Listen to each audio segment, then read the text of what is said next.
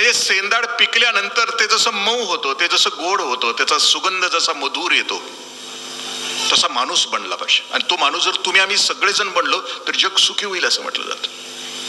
पण आता आम्ही आमचा भवताल बघितला, आपण आता बघायला निघालोय की माणूस नावाची जात तयार होत असताना माणसाला काही एक्स्ट्रा गोष्टी दिलेत. माणूस म्हणून आम्हाला काही जादा सामर्थ्य दिलेत निसर्गानं, कारण आम्ही आवडतं लेकरू आहे परमेश्वराचं, निसर्गाचं. शेवटचं मॉडेल तयार करताना नवीन आणखीन गोष्टी त्याला दिल्या.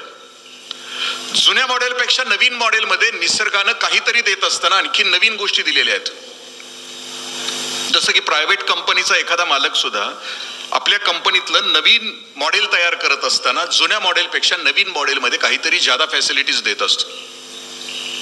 जुन्या म्हणजे 800 बघा 1982 साली आली आहे देशामध्ये, त्यावेळेला मारुती 800 नंतर मारुती झेन नंतर मारुती बलेनो.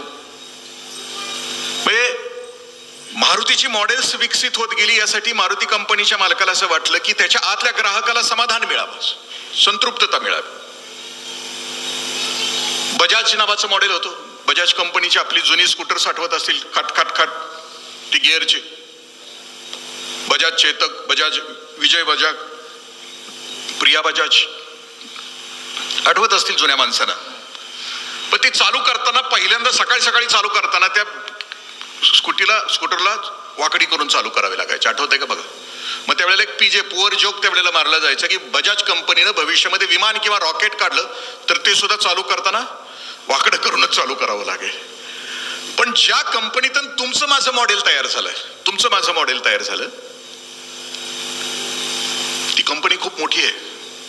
कबीरदास तुमचं माझं मॉडेल तयार होताना ते असं म्हणतात की झिनी रे चदरिया झिनी 9-10 मास बुनन को लागे. कबीरदास माणूस नावाची व्यक्ती, माणूस नावाचा प्राणी ज्या फॅक्टरीतून तयार होतो त्याच्यासाठी किती कालावधी घेतला जातो? 9 महिने आणि 9 दिवसाचा कालावधी घेतला जातो. मेडिकल सायन्स मध्ये एक व्हिडिओ आहे, आपण घरी घेऊन बघितलं तर 9 मंथ्स मिरॅकल नावाचा एक म्हणजे चमत्कार आहे.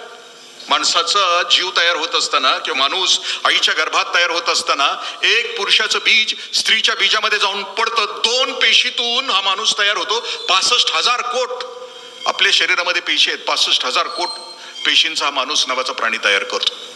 5 महिन्यामध्ये हे शरीर तयार होतं. आणि शरीर तयार होत असताना पूर्ण तयार होतंय. दोन्ही हात बरोबर समांतर, दोन्ही पाय म्हणजे वनस्पती सारखं नाही, एक फांदी वाकडी एक फांदी तिरकी असं आपल्या सगळ्यांचे पाय दोन्ही हात दोन्ही डोळे व्यवस्थित आहेत, सिमेट्रीत आहेत. म्हणजे निसर्गानं माणूस नावाची निर्मिती करत असताना किती मोठी काळजी घेतलीये की त्या 9 महिने 9 दिवसामध्ये अवघं वैभव त्या 2 पेशीमध्ये टाकलं आणि ते तयार झालं तुमचा माझा देह. कुठं फ्रॉड नाही केला, भ्रष्टाचार नाही केला. मी भ्रष्टाचारी माणसाला असं म्हणत असतो की तुझ्या वेळेला थोडासा फ्रॉड केला असता, तुला जन्माला घालताना त्या परमेश्वरानं एक टाका चुकला असता, एक पेशी चुकली असती तर डोळे असून डोळे गेले असते तुझे.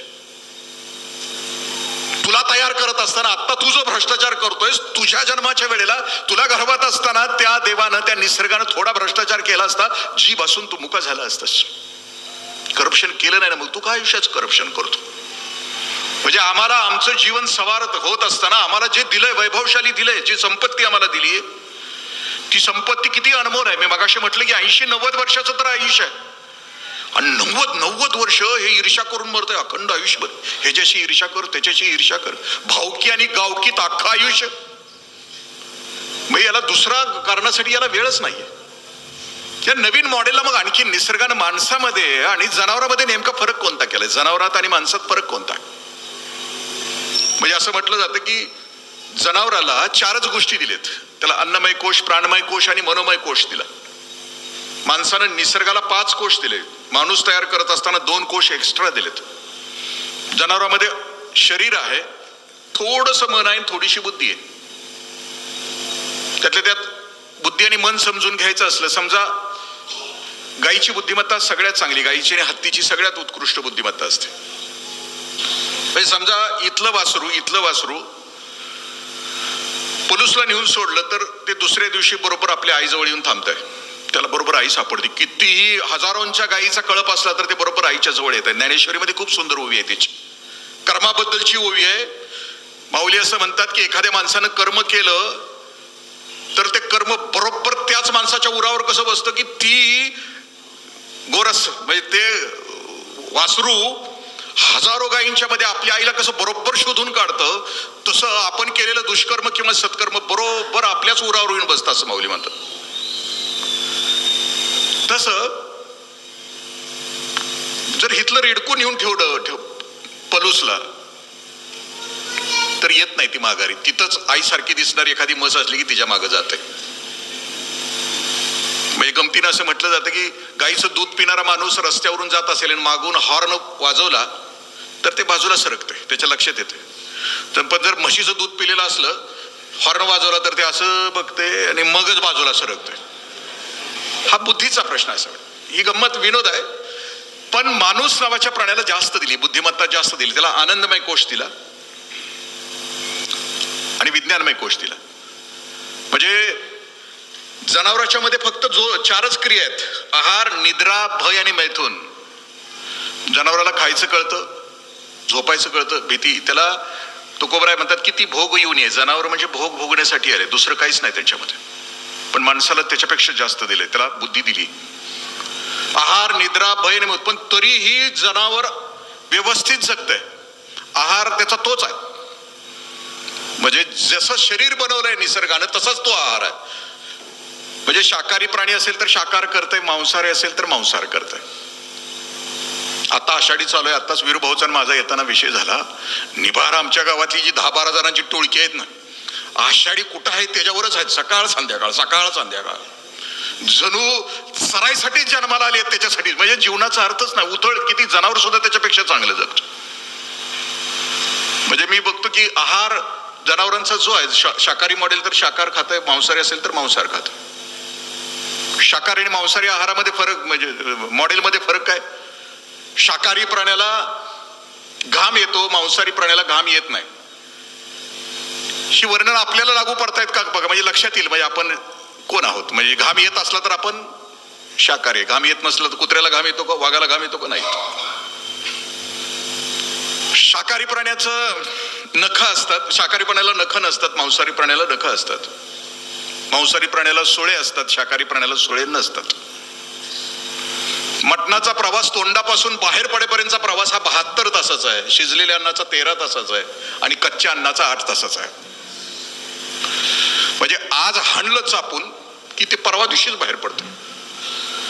रविवारी काळी पिशवी घेऊन घरातनं बाहेर पडलं की लक्षात येते, सकाळी जाताना कारभाऱ्यानं घरात सांगितलं माझ्या आया बहिणीनं की आज आहे काळी पिशवी.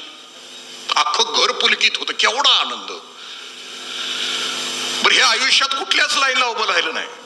म्हणजे लाडका भाऊ जरी आला तरी उभा राहणार नाहीये.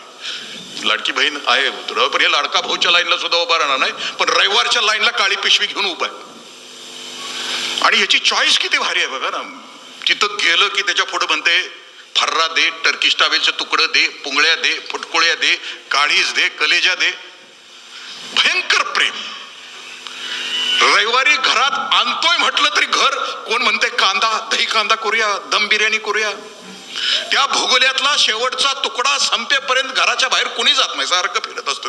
इतका आनंदाचा महोत्सव असतो आमच्यासाठी, जणू खाण्यासाठी जन्म आमचा.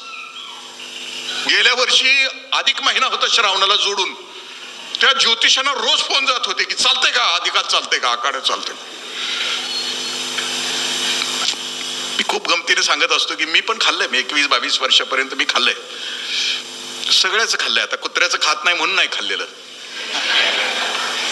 आणि आपण वाचली असेल बातमी, या वर्षी 31 डिसेंबरला एका शहरामध्ये 50 कुत्र्याची मुडकी पडलेली होती त्या उकिरड्यात, धाब्याच्या बाजूला. करणार काय, आणायची कुठली एवढी जनावर. बरं, एकदा पेल्यावर कळते का त्या माणसाला ही कुत्र्याचं आहे का बोकडाचं आहे, कुठं कळतंय त्याला. खात राहते. मी सरकारी अधिकारी होतो, मग खाली आम्ही जर तपासणीला जायचं असेल तर खाली निरोप जायचं. मग खालून आम्हाला विचारलं जायचं की शाकाहारी किती मांसाहारी किती. अर्थातच शाकाहारीचा आकडा कमीच ना. आता आपलं आयुष्यच त्याच्यामध्ये चाललंय. त्याच्यामध्ये आम्ही आपलं 3-4 एका टेबलवर, बाकीची 5-7-10 जण बाजूला टेबलवर. मग मी खूप निरीक्षण करायचो की कसं कसं शाकाहारी पंक्तीत आणि मांसाहारी पंक्तीमध्ये नेमका फरक कोणता आहे. शाकाहारी पंक्तीत आम्ही निवांत गप्पा मारत जागायचो. कडबाच असल्यामुळे अडचणच नाही ना, खायला काय अडचणच नाही. मांसाहारी पंक्तीतली माणसं अजिबात बोलत नाहीत. जेवण संपेपर्यंत पूर्ण समाधी. तुम्ही पतंजली योगशास्त्रातली साहीच्या साही जर अध्याय वाचले तर त्याच्यामध्ये शेवटच्या प्रकरणामध्ये संप्रज्ञात समाधी आणि असंप्रज्ञात समाधीचं वर्णन आहे. समाधीस्थ झाल्यानंतर माणूस तो कसा असतो, संप्रज्ञात आणि असंप्रज्ञात समाधीचं. तुम्हाला जर हा माणूस बघायचा असेल, बाहेरून समाधी लागलेला माणूस बघायचा असेल तर मांसाहारी पंक्तीतला बघायचा. प्रचंड समाधी, इतकी एकाग्रता कुठंच नसते. बरं, एकदा ताट समोर आलं की याचा रिसर्च सुरू होतो. भयंकर बुद्धिमत्ता याची. त्या रशाच्या वाटीत असं बोट घालता येईल, तपासता येईल की नळी आहे का, याच्यात नळी आहे का, रिसर्च. आणि नळी जर घावली तर ह्याच्यासारखा आनंदी या जगात कोणी नाही. स्वर्ग सापडल्याचा आर्किमिडीजला तत्व बघितल्यानंतर जेवढा आनंद झाला नसेल तेवढा ह्याला नळी जर वाटीत सापडली तर तेवढा ह्याला आनंद होतो. बरं, खायला सुरुवात केली की पहिल्यांदा नाकावर टिंब टिंब टिंब सुरू होतंय ते बिंदू, मग खिशातनं रुमाल काढतंय तरी सुरूच त्याचा. मग वरचा माल सगळा वितळतंय, मग खाली फुर फुर. दोनच आवाज अख्ख्या पंक्तीमध्ये, सुरुवातीपासून दोनच आवाज, सुर फुर. बरं, आसक्ती किती असते. समजा आम्ही जेवायला बसलो आणि पलीकडच्या पंक्तीतली पण जेवायला बसली. आमच्या ताटात सगळं वाटलं, आमच्या ताटात कडबा आहे, मेथीची भाजी, पालक भाजी, काय असं, आणि पलीकडच्या ताटामध्ये सगळं आहे. दम बिर्याणी आहे, दही कांदा आहे. आता नुसती मी नावं घेतोय तरी बऱ्याच जणांच्या तोंडामध्ये पाणी असेल. आणि त्याला जर सांगितलं की थांबा अर्धा तास, रावसाहेब यायचे, तिकडचं त्या पंक्तीतलं थांबूच शकत नाही, अस्वस्थ, डिचकी बरं तरी लाळ गिळतेच. एकदा सुरू झालं त्याचं, खायला सुरू झालं, नळी सापडली, ती खाताना त्याचं कधीतरी बघा, किंवा आपण खात असताना आपलं स्वरूप आठवा, आपलं भूतकाळात जे आपण जे खात असतील, किती समरस व्हावं त्या नळीशी. त्या ताटात आपडताना असं आपडतंय, ताट फोडतंय का काय वाटतं. तिथून तोंडात घेते, तोंडात घेतल्यानंतर 5 मिनिटं डाचालतंय, एवढा गुल त्याच्या तोंडात पडतो, जणू जग जिंकल्याचा त्याला आनंद होतो. मी पण खात होतो. बदल याचा अर्थ की परिवर्तन. तुम्ही विकासाकडे निघाला. वाल्या ही अफवा होती, वाल्मिकी हे सत्य आहे. मला दिवसांदिवस क्रमविकासाच्या सिद्धांतानुसार माझ्या आतला मला विकास करायचा. कालच्यापेक्षा मी आज आणखीन मला चांगलं व्हायचं. Day by day I am getting better and better. मग मला तिकडं जायचंय, तर मी कबीरांचा एकच दोहा वाचला. त्या दोह्यामध्ये होतं, घास खाकर मांस बडाए उसकी उलटी निकले खाल, मांस खाकर मांस बडाए उसका क्या होगा हाल. कबीरदास असं म्हणतात की गवत खाऊन ज्या बोकडाच्या अंगावर चरबी चढते त्या बोकडाची सालटी उलटी काढली जाते. मटण खाऊन ज्याच्या अंगावर चरबी चढेल तो मरताना कसा मरेल म्हणतात, तडफडून मरेल. कबीरदास म्हणतात की बोकड जसं मरताना मेलं तडफडून तसा मरेल, कोंबडी जशी मेली फडफडून तसा मरेल. मी नाही म्हणत. जगद्गुरु संत तुकाराम असं म्हणतात की अरे येड्या, तुझ्या पोराला नुसतं पेन्सिलचं टोक काढत असताना तुझ्या पोराला जर ठेच लागली, थेंबर रक्त आलं तर कासावीस होतो. त्या मुक्या जनावराचं रक्त बाहेर येत असताना तू का नाहीस कासावीस, का पापाचे डोंगर रचतो, असं तुकोबराय म्हणतो. माणूस म्हणून जगायचं असेल तर कुणाच्या मार्गाने जावं. संत अधिक महाजनो गता सपंता असं म्हणतात. मग माणूस म्हणून आपली मॅच्युरिटी इथपर्यंत आल्यानंतर आपल्याला जे एक्स्ट्रा गोष्टी दिलीत, मी मगाशी म्हटलं की आहार, ज्याला खरंच विकास करायचा, ज्याला या मार्गावर चालायचं आहे, ज्याला माणूस म्हणून समजून घ्यायचं आहे. संत महापुरुष ज्या अवस्थेला, ज्या दशेला पोहोचले, त्या दशेला आतून विकसित होऊन ज्याला पोहोचायचं आहे, त्याच्यासाठी सांगितलं की आहार. आम्हाला कोणता आहार पाहिजे? शुद्ध सात्विक घरचा,